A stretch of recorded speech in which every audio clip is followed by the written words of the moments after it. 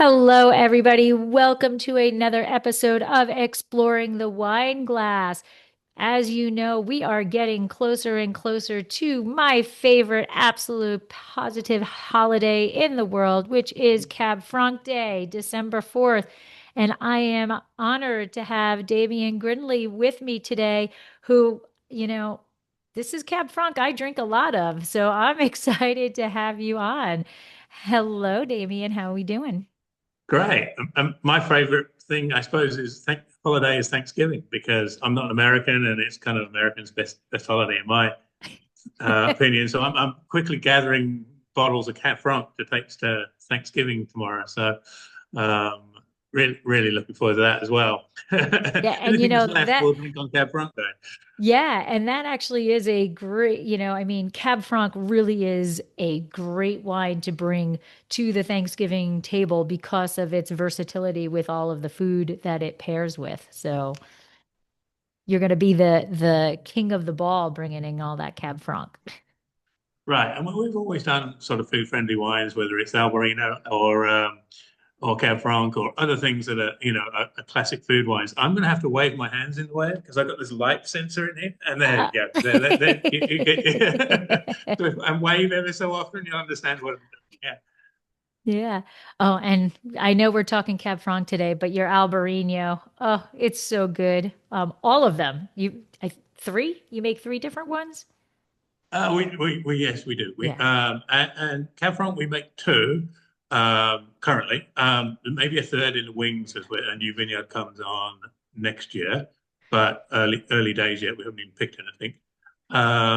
And you were mentioning earlier that we're recording early in the morning. You can probably tell it's still dark in here.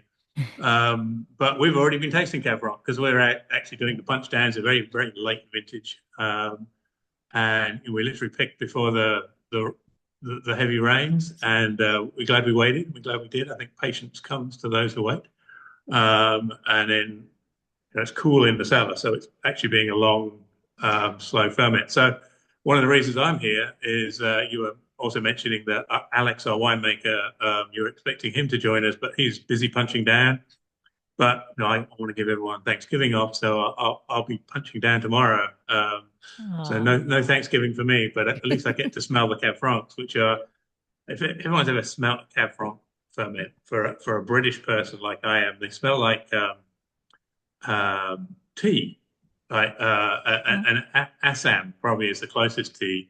And so this year it's strangely missing a little bit. It's a little late and it's not quite uh, revealed itself yet. But in many years, you stick your nose in a ferment of Cabernet Franc, and it just smells like not English breakfast, but a little more sophisticated than that. But it's got that British thing. So I'm in my element with the Cab Franc ferment. There we go. And so, you actually have seen a lot of dirt across the world, right? When you found your property here in Paso, I believe it was like 2012, what exactly made you say, this is where I'm going to plop myself down and start making Paso your home? Well, interestingly, that yes, I have worked over the years in a number of places, in Europe, in Australia, some of the classic winemaking regions of the world, like the Barossa, the Coonawarra, Sonoma Napa, all those places. But Cab Franc's one of those things that it needs a Goldilocks zone. It's not necessarily grown everywhere like Cabernet Sauvignon or Merlot or Chardonnay. You can plant it anywhere and you'll get something. But the Cabernet Franc's a little more fussy than that. So actually, I hadn't actually made a lot of Cabernet Franc prior to Okay. buying this property. It works well in the cooler spots. I think Sierra foothills, think along the coast here in Paso Robles on the west side. Napa, Sonoma, yes, but ROI means they've got a plant Cabernet Sauvignon, um, and it's Bordeaux, all those northern climates. So it's a little more fussy there. It does need that Goldilocks spot, and so do I. I have cool British blood in my veins, I suppose. So Whereas my wife, being Australian, she's a sun worshipper. She could be Chardonnay or whatever, or Merlot or Cabernet plant anywhere. But no, I'm a little cool closer. So this is why we're on the west side of Paso Robles. It's a compromise really between my cool British bride and sun worshipping, and there's a bit, it works because it cools down at night, and I satisfy my British. I need air conditioning, and she can sunbathe to her heart's to content. And Cabernet Franc's kind of like the same. It likes heat because it gets past the pyrazine flavors a little bit, but you need some of that to give it varietal character. But it needs the cool thing as well, and the long hang time, I think, to be world class. And we regularly harvest last week of October, second week of November. Part of that is we've got some older vines, and they take their time. But this year we've just harvested again, and it was the second week of November. So yeah, again, extremely late year, excellent hang time. We're really excited about what's happening in the ferment. So you mentioned those old vines, and I don't know, are they the oldest Cab Franc vines here in Paso? If not, they're Uh, extremely old, but right. So yes, and yes. In a way, we think they're the oldest Cab Franc in the Central Coast. A lot of people are planting. There's plenty of old vines in. There's a little bit of old vine cab. We have that, and for that, we're designated a historical vineyard. So for historical vineyard, you've got to be 50 years old. We think our Cab Franc is like 48. So oh, in a okay. couple more years, that'll be added to the historic vineyard thing. But Cab Franc's not one of those varieties that's known for its long life. It's very prone to some viruses, and it kind of, just has to look at a virus. My wife gets that. Someone has a cold and she gets bronchitis or the flu. It's a little like that with Cab Franc, and so there is very little Cab Franc that's over 50 years old. So we'll very shortly have that, and it's kind of a labor of love to keep it going. It's sort of duty of care, if you like, and that's what we do. Um, and being old vines, they've got a very distinct character. It's a sort of mid-palate richness. It doesn't necessarily have the color and the structure of modern clones. So in the past, what we've done is, we've blended in a little something else, whether it's cab or petit verdot, just to give it a little color and structure. But the cab Franc was sort of had a following, so we could never grow enough. So we actually planted some more. And we took us a few years to work out which clone blended well with our old cantankerous old crooner that we had. And we eventually found one that worked well. We planted that. And that really, in essence, is the difference between the two wines that we sent you. We have the reserve wine, which is the almost historic vineyard Cabernet Franc, which is a really red beast. And as far as we understand, it's the, oldest Cab Franc in the Central Coast. And the white label um, is the younger vines. So each have a little bit of each other in them. So there's a little bit of the younger vine in the older vine, just to give it, a little Prozac or a little um, boost to get it dancing on the table. And the younger vine, just to make it not so just one-dimensional as we add in the complexity of the old vine. But essentially, the majority of the reserve label is the old vine, and the majority of the um, white label is the younger, more perky, Perky. brighter, um, um, yeah, younger vine, and that's essentially the difference. And eventually, we do know that the old vine will fall over. It's just will become so uneconomical. So we persuaded our neighbour over the road on the same slope at the same altitude and same aspect and everything to plant some Cab Franc as well. So that's the third vineyard we're talking coming Okay. online. And so in time, we'll bring that in, we'll put that into the plans and maybe do a third vine. But the eventual thing is, if we if we get to my age with the Cab Franc, another decade or so, then we'll probably have the, you know, oldest Cab Cab Franc Franc. ever in this part of the world. So it's so highly surprising we'll get there. So we're planning for the future. You know, it is a generational thing we do here. So we spend a long time looking for the right climate in the right place. Um, and you know, we're not just on in Paso. You know, which has lots of different microclimates and some, you know, some great opportunities with that diurnal range for Cabernet Franc. But we're on the far west side. You can't really get any closer to the ocean than we are, while still being on the calcareous soil. There are vineyards and wineries that are further west, like Justin, which, you know, for a long time they were majored on Cab Franc, but they're no closer to the ocean. Um, and but we're also in this kind of little cool spot. If you look around the vineyard here, we're in a kind of a little bowl or a little valley. So you know, talking about those microclimates, you can be on the top of the hill and be baking in the sun, but down in the bowl a little bit, it's that much cooler. So yeah, it's chilly this morning, and there's frost on the ground down here in the winery. So again, that keeps the Cabernet Franc really cool and chilled, and reason why we have these late harvests. And yeah, And so if we're talking about the old vine versus the younger vine, is your farming processing any different? Is there things that you have to do to help help the old man versus boost the younger, the young baby? that's an interesting question. Uh, yes and no. I mean, the young vines are a little more vigorous, so we drop a lot more fruit. Okay. We open up the canopy a lot more because the canopy is it's like a 10-foot canopy. It's up in the air. We're having to, you know, put it up vertically so let the sun in, um, and you know we hold it back if you like. So it wants to crop and it wants to produce its grapefruit. We're going, no, no, no, no, you need to hold it back. So yes, we'll come through and we'll drop fruit, and then we'll do a green drop as well. Now with the old vine Cab Franc,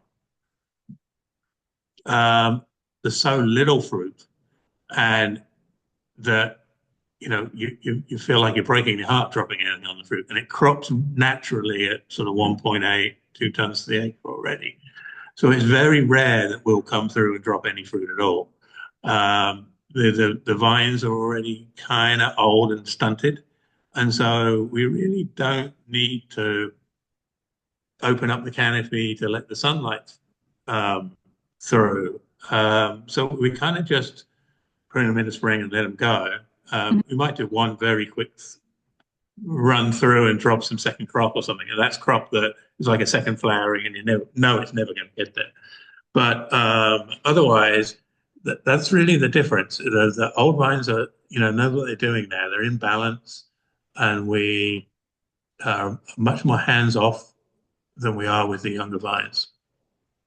Also, the older vines probably have deeper roots, so we don't irrigate at all. The Oh, young vines, now they're not that young anymore. We're on the fifth or sixth crop, but the young vines, when they're getting established, you would certainly water and put some irrigation on. But once they get established, that water we we drop back and drop back, and it's really just there. If we're in a drought year, you might put some on in the winter just to make sure you've got enough water to make a canopy that's going to ripen the crop. Or if you've got a series of a week of 110 degrees, then you put some water on just to make sure the vines don't fall.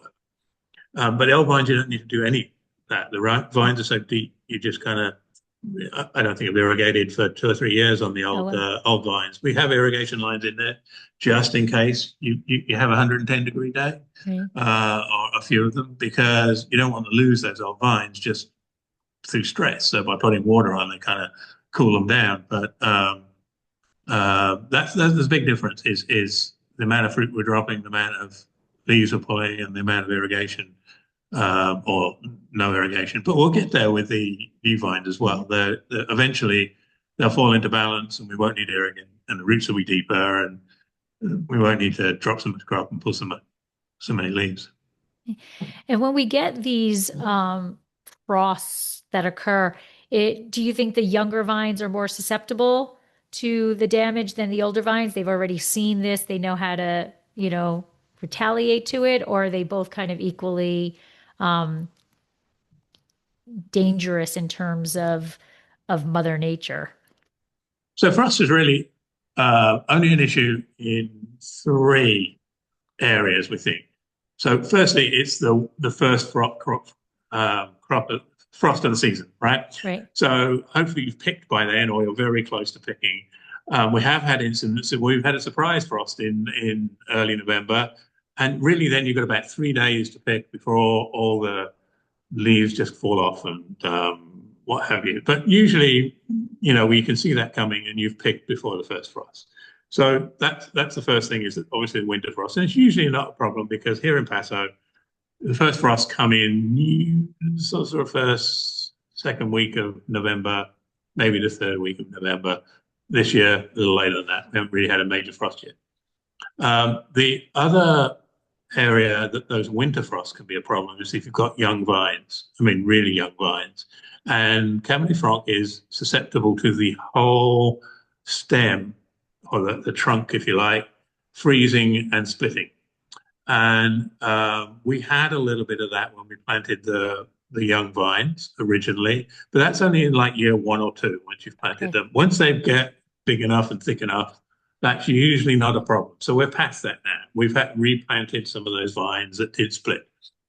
The old vines are so much thicker and gnarlier that they're kind of insulated from the Right. frosts. The other issue, I suppose, is the spring frosts, and that varies every year when the last frost is. What we do is we prune late because we know we're in a little bit of a cooler area, a little bit of a bowl, so that those frosts hang around a little longer. So we wait until the first buds are just trying to break through, and then we come through and prune. So we're Okay. pruning in late March, early April. And that actually puts the vines back another couple of weeks. They kind of have to start again, and then sort of push out from the new buds that are left. And that means it gives us an extra 2 or 3 weeks to get past those frosts. And by the time the vines are budding out, we are hopefully, touch wood, past the frost. Now, the downside of that is the vines are already 2 weeks behind their compatriots the other side of the hill. And that's why we are often picking, another reason we're often picking in late October, early November, because we push them back to start with to avoid those frosts. So that's something that's site specific. Wouldn't recommend that in every place, but that's kind of what we're doing here and why we do it. That's something that as you uh, learned your own property better, as you became more familiar with your own property, that it was a technique that you adapted because of that? Or is this something that you kind of knew you were going to have to do? Yeah, I mean, you always adapt to the site anyway, so there is that. I mean, for a start, I didn't actually know there was Cabernet Franc when I bought the property. And it was That's going to right. be a bit of surprise when we bought the property. Oh, we got Cab Franc. Oh, you mean they just put it in a big blend and it disappeared? Oh, well, let's ferment it separately and see what it looks like. Oh, it's kind of good. Oh, looks like we're doing Cab Franc now. So I'm a sort of reluctant um, Cab Franc maker to start with, but then I really got into it. I think the other thing that we did that's specific to this block is on one side of the block there's a gully or a intermittent stream. And so what we would notice is that right up against the stream, it would get frosted. That's the lowest spot, if you like. But if we cleared out some of the vegetation in the streamway, then the air would flow like a gully wind, and that would prevent the frosts sticking in that area because it's cold, still air. So if you've got moving air, it stops the Right. frost. So rather than put big frost fans in like some of our neighbors have, all we do is every couple of years we go through and clean out the vegetation in the creek, get good airflow, and all that cold air moves down to our neighbor's frost property. He gets frosted and has to put frost fans in. So that's another way that we try and avoid the frost. But when it's super cold and real heavy frost and everyone gets frosted, that doesn't work. But Right. on those, sort of not so bad frosts and and it's just um, cold air that's sinking, then if you can get your air in your creep to flow, it really helps. So if you were going to create like a Frankenstein, right? You were going to take the best of everything and create a Cab Franc in the lab. What would you take to put together to make that be the perfect Cab Franc for you? What are you looking for when you're making your perfect Cab Franc? Cab Franc's, unfortunately, it's a little misunderstood, I think, um, because people are so used to Cabernet Sauvignon, and Mm. they get to think, oh, the biggest, the boldest, the bestest is the way to go. So, and often new clones give you that because they're bred for that. They've got small berries and all the flavor and the colors in the skins, but they end up blurring the lines between Cabernet Sauvignon and Cabernet Franc. So a lot of the new clones, are almost, can you distinguish them from some of the cab clones in the glass? It's a little hard. Um, so yes, but you've got to step away from big and bold and beautiful and find something a little bit more elegant. And that's what the old vines give you. They give you the elegance, they give you the complexity, they give you the mid palate weight. But they're not necessarily the darkest or the most structured. Luckily, with winemaking in the lab, if you like, it doesn't take much, a couple of percent of this or a couple of percent of that, to help with structure and color. So one of the things we've done in the property is planted a bunch of blenders. And now these are things that in other countries would be considered blenders. We actually bottle them in their own right as well, because in Paso, it's one of those rare places that the blenders can actually be world class. So we plant Petit Verdot.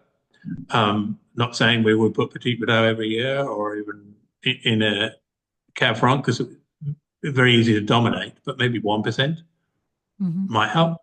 We've planted Tanat. Same reason. Tanat's got lots of structure, lots of color.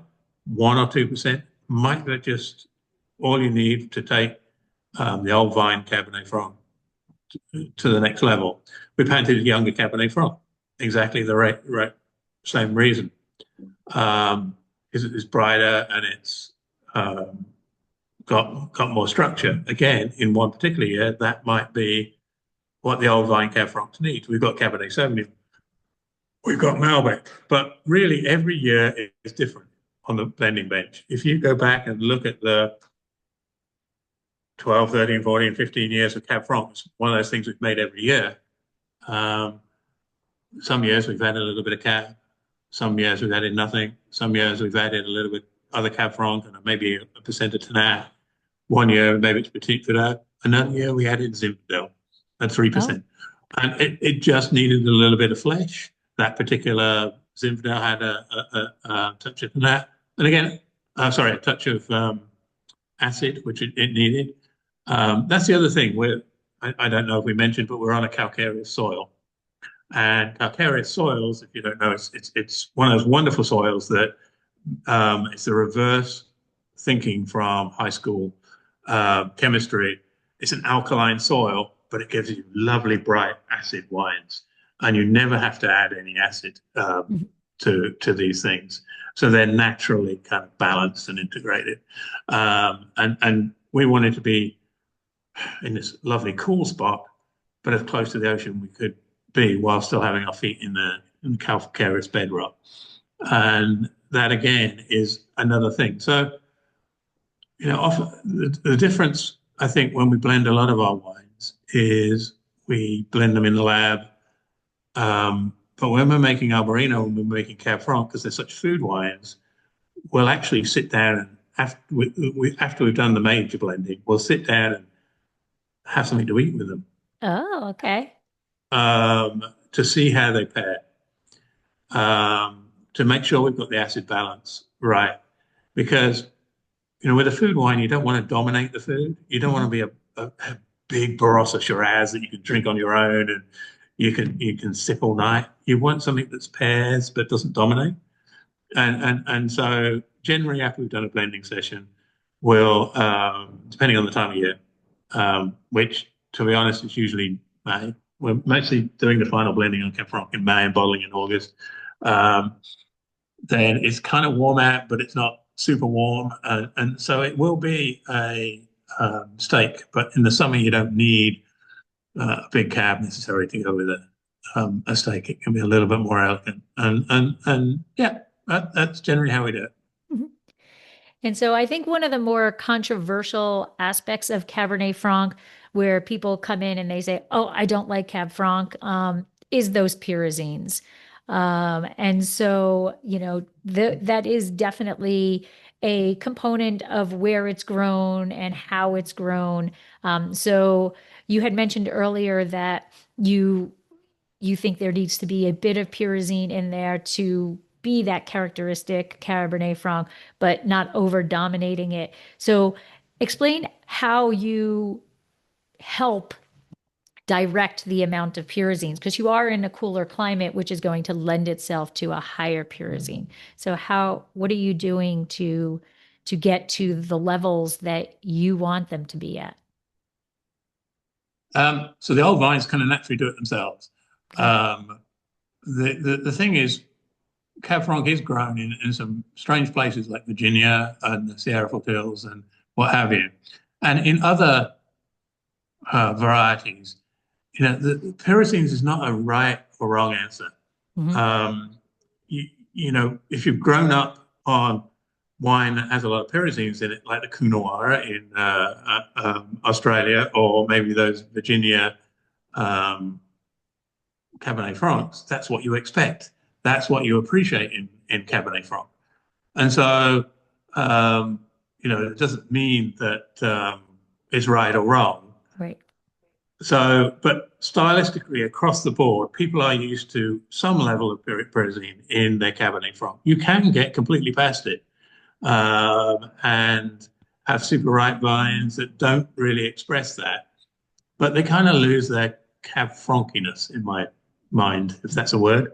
Mhm. Um, so I think you need some level. I think it can be too much and it can dominate too much because, we're talking a food wine here. The pyrazines tend to be quite strong. So if you have a lot of them, they're very strong and then they dominate food, which is kind of missing the point in my opinion. So um, it's a physiological thing in the grapes. So, there's a lot of pyrazines to start with, and then over time they decline, and then a lot of the riper fruit characters come through.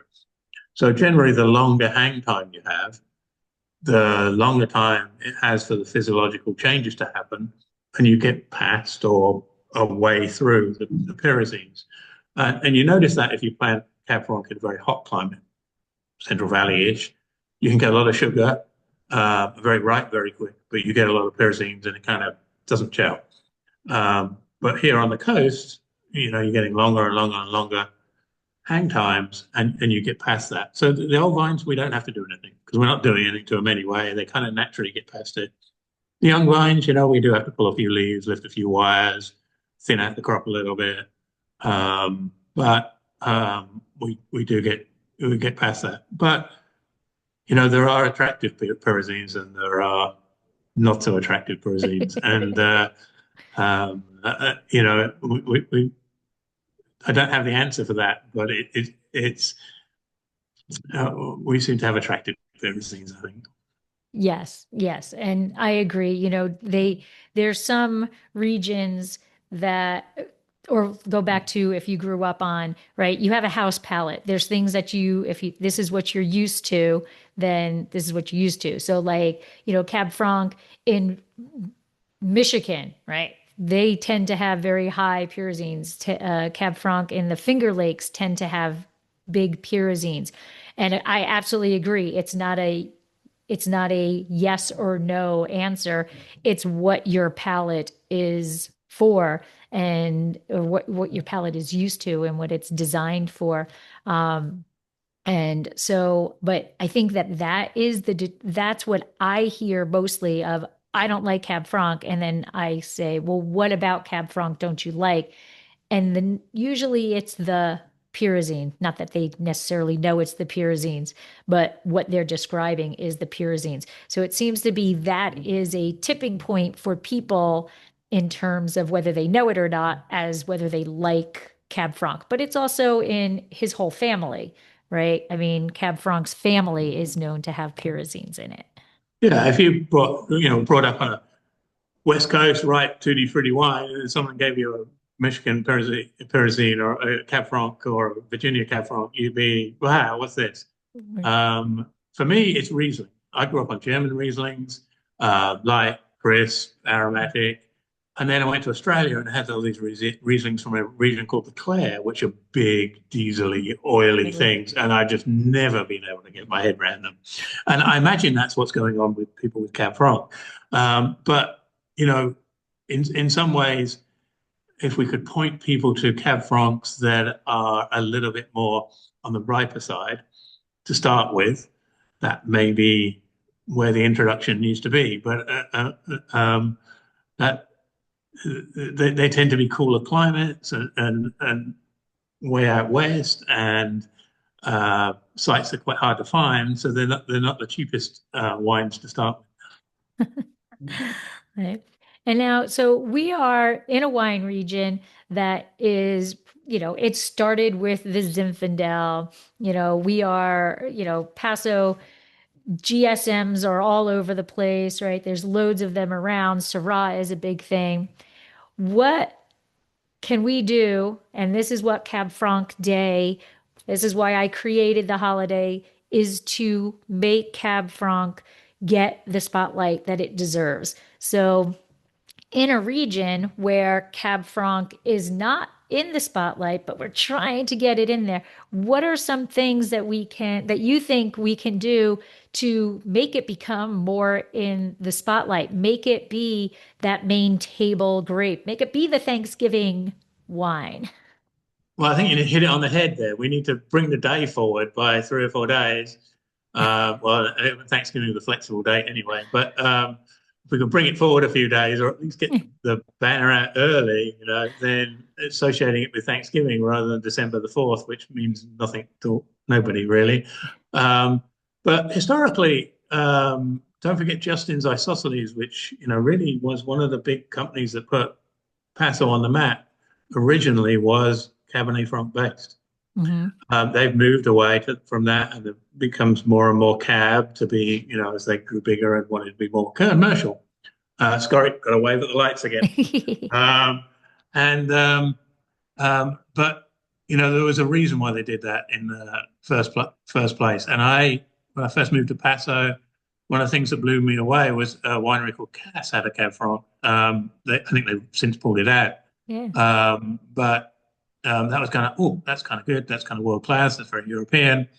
But yes, I think we need to, if we're going to shout about Cab Franc and have a specific day for it, we need to have all these things in advance of December 4th and try and tie it into Thanksgiving and kick Grenache down the pan and bring Cab Franc out to go with your turkey dinner, I think. Well, I will tell you the reason why I chose December 4th was because I hate rotating holidays. So Right. I always liked the holidays where you look on the calendar, you ask Google what day is blah, blah, blah, blah, and it's always the same day, right? I was born on Thanksgiving, so I get the rotating thing. Like my birthday is not on Thanksgiving this year, it's the day after Thanksgiving, but then every whatever 6 years, I think it is on Thanksgiving. I just never liked that concept. So I chose to go with a specific holiday. December 4th is the anniversary of Cardinal Richelieu's death. And he is kind of the father of Cab Franc, right? He brought those vines from Bordeaux to the Loire Valley. But I do try to get more stuff out there for that whole month of November. But I will say I haven't tried tying it into being a Thanksgiving wine. So next year I will start doing Right. it with that Maybe we should give it a way. try. Yeah. I will give it a try. I will definitely give it a try. Um, what do you think? Now, this is the whole anti-Cab Franc Day concept, but Cab Franc is used as a blending grape. What we're trying to get it to be known as a single varietal. But what characteristics do you think Cab Franc has that has kind of shoved it into that blending grape characteristic? Yeah, that's an interesting one, and I think that really comes from the Bordelaise, and also, Cab Franc's not necessarily the easiest thing to grow in a damp climate. It's very prone to viruses.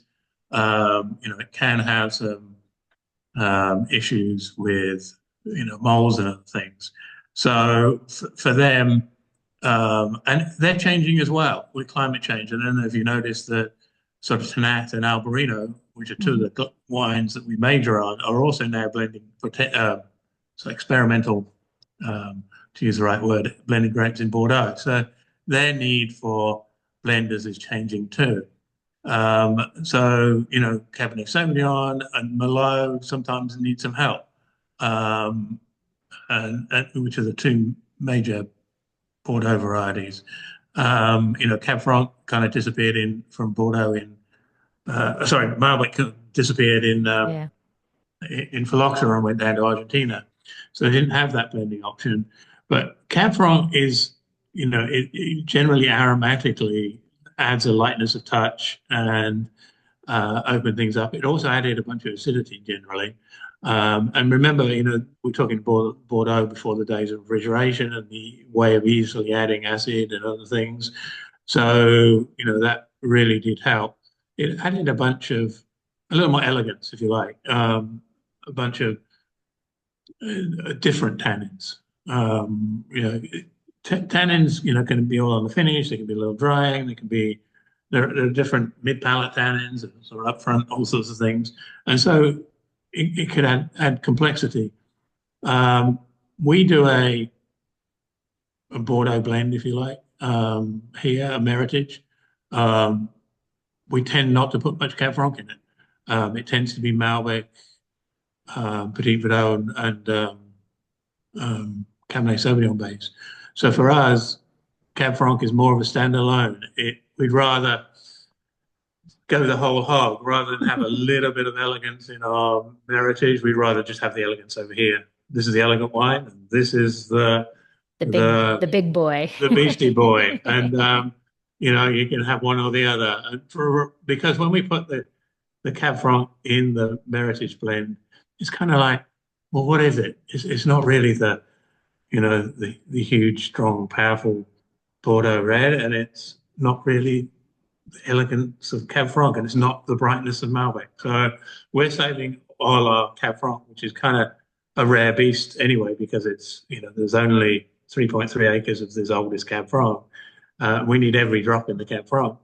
Um, and yeah, we find it's excellent on its own. And yeah, it adds complexity to a Bordeaux blend or a Meritage blend, but the rewards are less than having it on its own. We'd rather see the separation so it becomes plainly obvious to people. And I think that that does make sense because, and there is no, sometimes you want that elegance, you want that Cab Franc, and sometimes you do want that big boy. And so you don't have to give or take. But if you're kind of dulling down, for lack of a better word, your big boy, now you don't have that option of if I feel like that big boy. So Yeah, I and I get why think you do that. I think also we keep talking about Cabernet Franc and the Bordelais, but we need to take a page, I think, out of the Italians. No one would That's think true. in Italy twice about having a Sangiovese in the summer with um, a lovely steak beef based dinner. Yeah. And Cab Franc, very similar The weight, white. very similar brightness, very similar, maybe a few more pyrazines and things, but the Italians wouldn't think twice about it. So, maybe we should get our head out of the borderlines and go, oh, the Italians do this. This is pretty damn close. This is what you need to be doing. And maybe embrace Italian food culture a little bit more. I like it. I like it. So, as we said, Cab Franc Day is December 4th. Is Brecon doing anything special for the holiday? Are you doing anything in the Well, tasting room? we might be pressing out the Cab Franc. It's that late. A December press out. Actually, I should try and do that because we're on track at the moment, somewhere between sort of December 3rd and December 5th to press out our Cab Franc. So maybe we'll be too busy to do anything special because Press out party. yeah, press out party for the Cab Franc. Definitely. I think that's the way we need to do it. I'll think about that. But wine comes first. So if it's not ready, we're not going to press it out. Or if it needs to be pressed out for what we should have. But if there's any way we can swing it, we'll have a press out party, I think. And that's like the first time since we've had this property, which is like 14 years now, that we would even get close to pressing out on Cab Franc Day. I mean, occasionally we have one or two ferments going through Thanksgiving, and they'd usually be cabs or Tannat or something. This year we've got like 20 or 30, and all the Cab Francs, all the Tannats, half the Petit Verdot, half the cabs, and so we're definitely pressing something out on the fifth or the fourth and the fifth. I'm not quite sure what, but I'll try and swing it and have a Cab Franc press out party. Yes, and then I'll send you the photo. I'll send you the picture. Please do. I will send that out on the Cab Franc Day social media. Definitely. Still pressing, yeah. We'll try and swing that, yeah. Yeah. So you said you've been making wine in Paso for 14 years, or that's just the Cab Franc? No, it's 14 years since we own this property. Okay. But I've been making Paso wines a lot longer than that. I've been in Monterey in 97, 98. Okay. And we used to come down and source fruit from this area in the early 2010 to 2013. No, sorry, 2000 to 2003. I was in Paso for another winery. And then we bought this property back in 2012. So, so on and off, I've been making wine in Paso for a long time, but 14 years straight on this property. Okay. And so just so people know exactly where you are, right? Paso is divided into these sub AVAs. Which AVA is Brecon actually in? We're in Adelaida. We're right on the corner of Adelaida and Willow Creek, actually.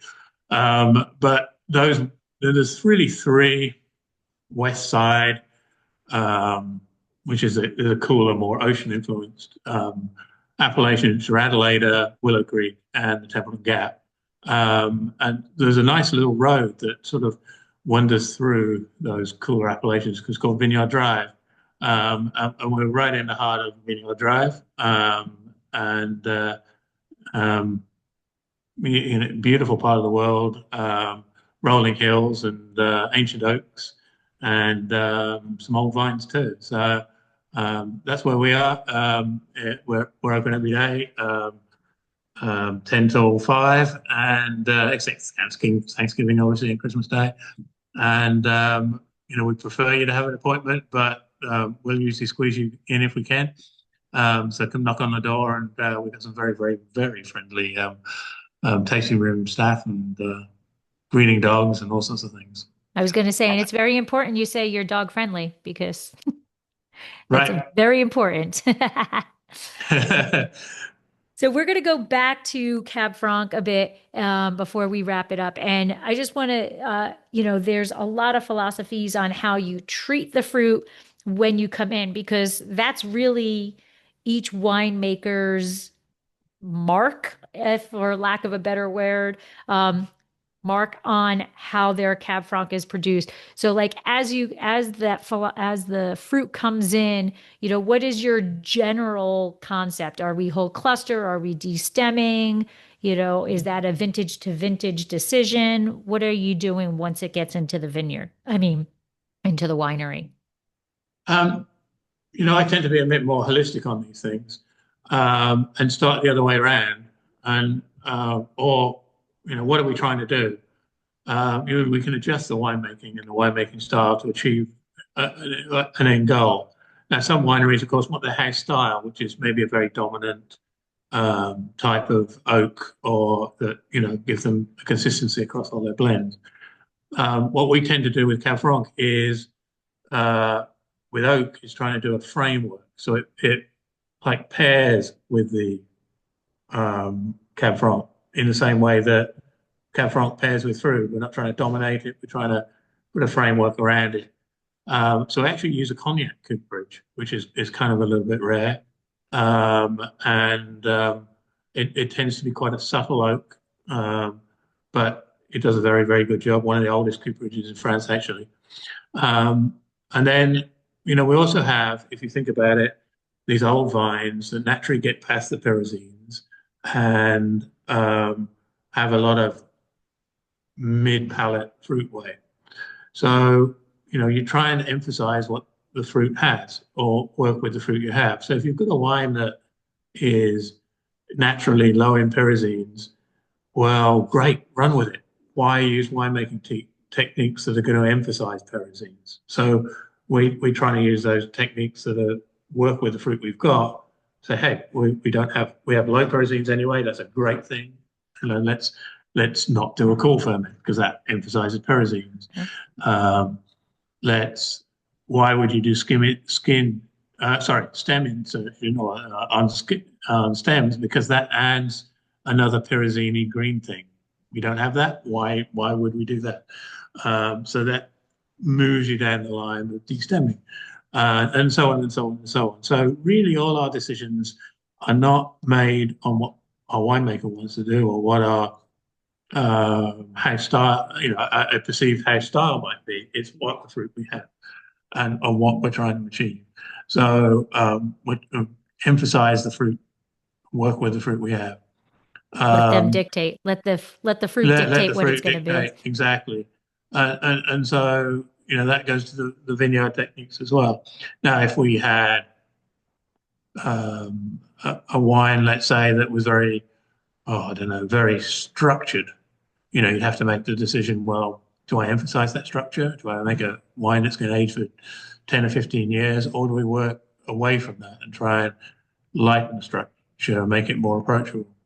That's not a thing with a Cab Franc, that's just, In general. it's more of an elegance thing. So, yeah, we take a different view to that. We're trying to emphasize the fruit from all our vineyards and make them unique and emphasize the vineyard, not the winery.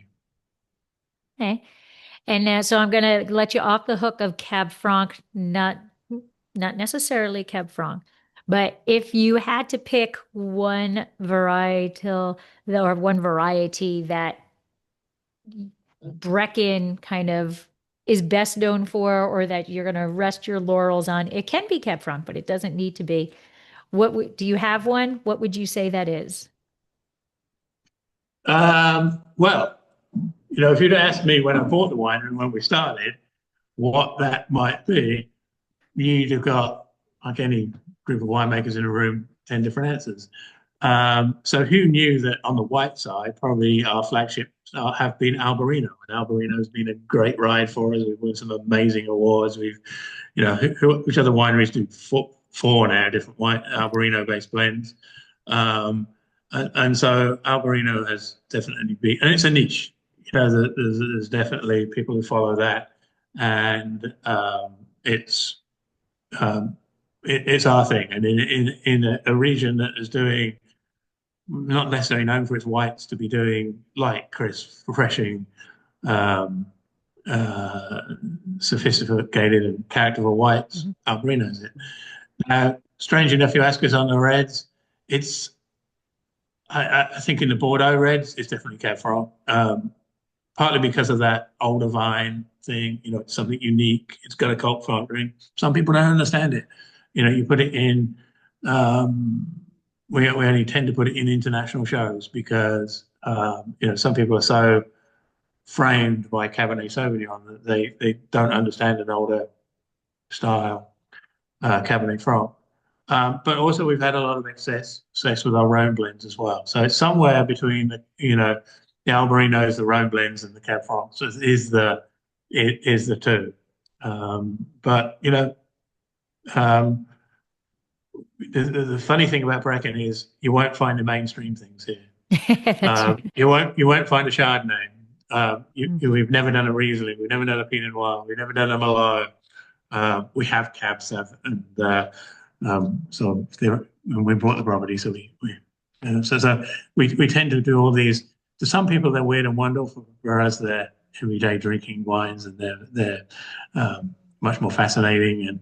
And the great thing about Paso is we've got an empty field next to us, and we want to plant it, and we know what to plant, and we can plant anything we want, and we just know it's going to be good. We just don't know what Right. don't know how good. Wonderful. And so we're going to fast forward to like maybe 10 years from now, 15 years from now. Where do you see Brecon? Where do you see Brecon Estate? What do you see as yours and Amanda's like legacy in Paso? Well, that is a good question. You know, I was definitely part of a wave of professional winemakers coming out of here as Paso transitioned away from ma and pop wineries, if you like, as a term, and we brought an extra dimension, if you like. And again, I think it's in a time of transition. My thoughts are turning towards the next generation, and there's a lot of new, young, enthusiastic people coming through. They don't necessarily have the financial clout to be able to afford a winery these days, especially out here on the west side.